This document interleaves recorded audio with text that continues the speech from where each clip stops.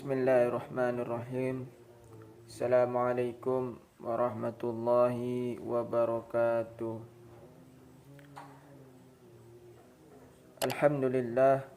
Alhamdulillahillazi anzala 'alal Qur'an hudan linnasi wa bayyinatin minal huda wal furqan. Asyhadu an la ilaha illallah wahdahu la syarikalah. Asyhadu anna Muhammadan abduhu wa rasuluh la nabiyya wa la rasula ba'da. Allahumma salli wa sallim ala sayyidina Muhammad wa ala alihi wa ashabihi wa man tabi'ahum bi ihsanin ila yaumiddin. Qala Allah ta'ala fil kitabil karim, a'udzu billahi minasy syaithanir rajim. Bismillahirrahmanirrahim.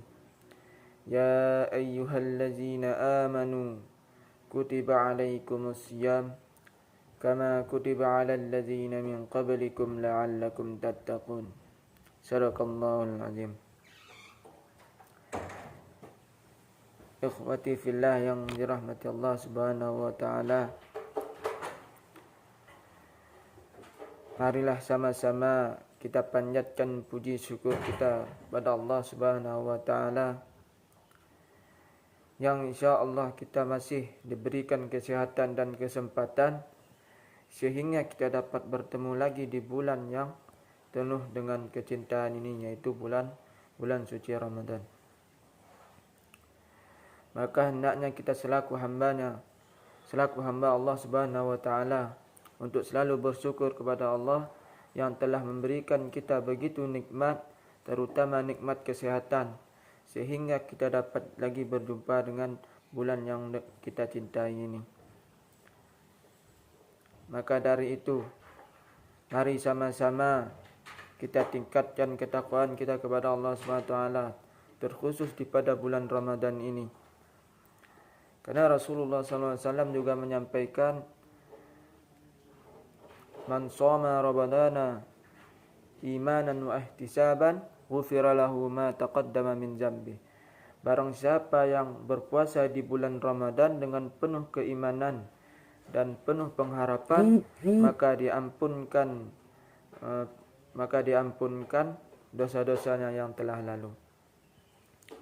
Maka dari itu, ikhwah sekalian, mari sama-sama kita tingkatkan lagi ketakwaan kita Allah Subhanahu wa taala, terkhusus di bulan Ramadan ini yang dengan penuh kemuliaan ini, melalui dengan kita selalu membaca ayat-ayat Al-Qur'an, selalu mentadaburi, dan apalagi ketika kita menghafalnya. Pada kesempatan kali ini ana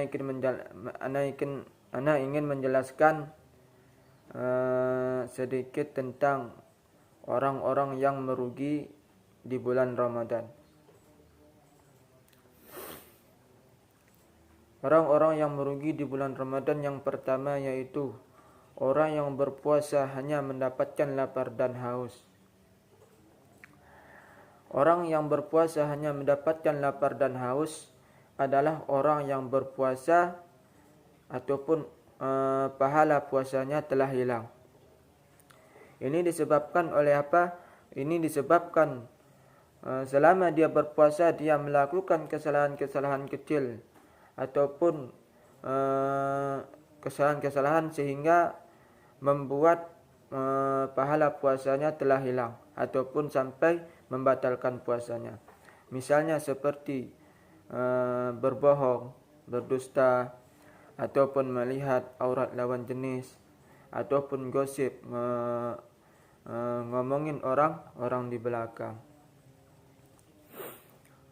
Maka dari itu, mari sama-sama kita hindari dengan adanya kesalahan-kesalahan kecil itu. Jangan sampai kesalahan-kesalahan yang hanya sekecil itu bisa membatalkan puasa kita ataupun bisa menghilangkan daripada pahala puasa kita. Rasulullah SAW juga mengatakan, betapa banyak orang yang berpuasa namun dia tidak mendapatkan dari puasanya tersebut melainkan hanya lapar dan dahaga.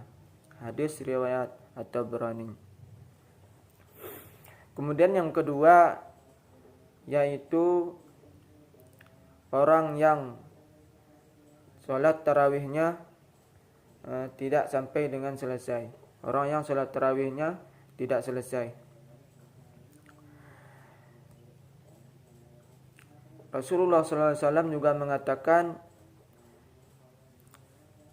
barang siapa yang sholat tarawih bersama imam sampai dengan selesai, maka dicatat baginya pahala semalam suntuk. Maksudnya semalam suntuk di sini apa? Maksudnya adalah ketika kita melaksanakan sholat tarawih, maka kita seakan-akan dicatat pahalanya kita beribadah kepada Allah Subhanahu wa taala satu malam penuh. Maka dari itu, mari sama-sama kita tingkatkan lagi kedekatan kita kepada Allah Subhanahu wa taala. Apalagi hanya sebulan sekali dalam setahun, maka kita ikutilah solat tarawih berjamaah secara full ataupun dengan selesai. Kadang-kadang kebanyakan daripada kita adalah orang yang solat tarawih itu bukan mencari pahala. Bahkan kadang-kadang niat kita itu salah. Kadang niat kita itu ketika kita hendak melaksanakan solat tarawih, kita mencari masjid di mana solat tarawihnya cepat. Maka mari sama-sama kita perbaiki niat kita. Jangan sampai niat yang kita niatkan bukan untuk beribadah ikhlas kepada Allah Subhanahu wa taala. Kemudian yang ketiga adalah orang-orang yang merugi di bulan Ramadan adalah yang ketiga, yaitu orang yang jarang membaca Al-Quran. Rasulullah SAW juga menjelaskan, barang siapa yang membaca Al-Quran, maka dicatat baginya satu kebaikan. Dalam satu kebaikan terdapat 10 pahala. La aqulu alif lam harfun, walakin alif harfun, lam harfun, wa mimun harfun. Aku tidak mengatakan alif lam itu satu huruf, akan tetapi alif satu huruf, lam satu huruf, dan mim satu huruf.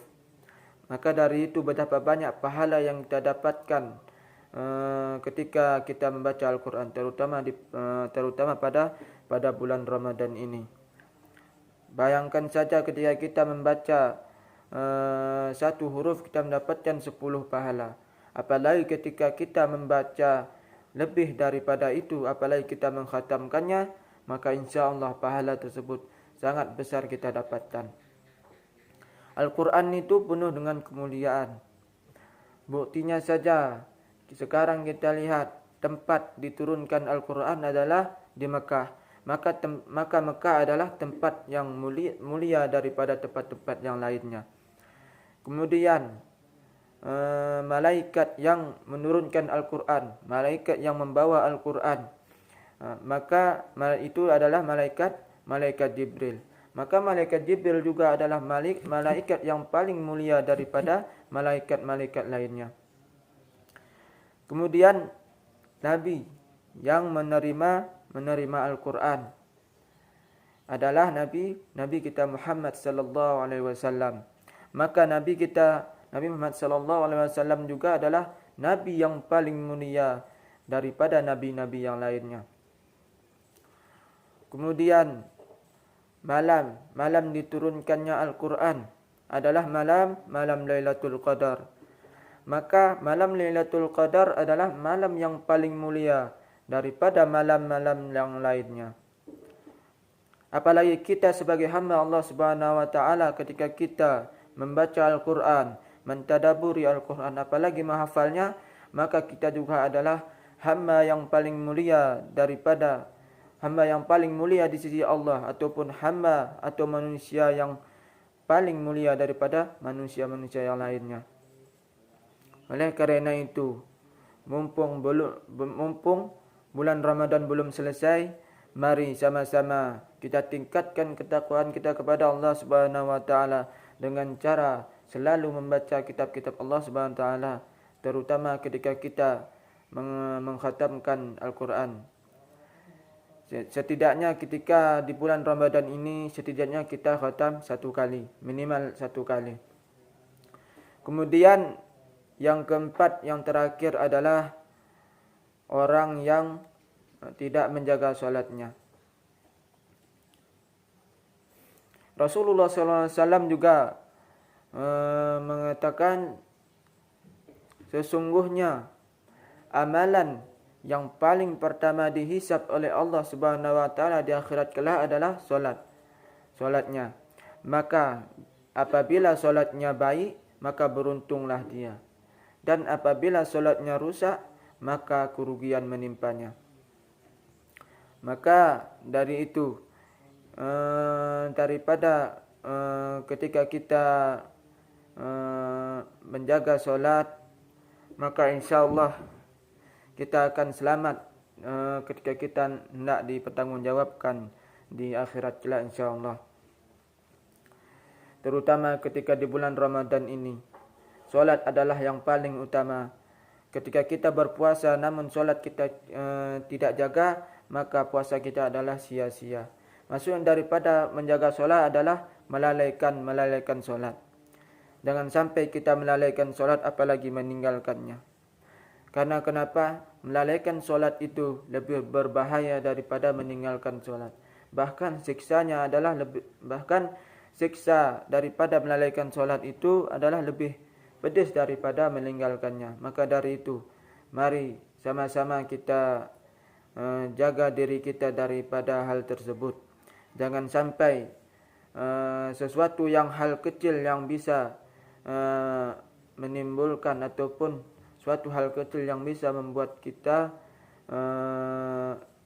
jauh daripada Allah Subhanahu wa taala. Terutama ketika di bulan Ramadan ini. Ketika kita bertemu bulan Ramadan, maka kita maksimalkan dengan sebaik-baik mungkin. Kalau bukan dari diri kita, siapa lagi? Siapa yang tidak ingin merubah kita lagi?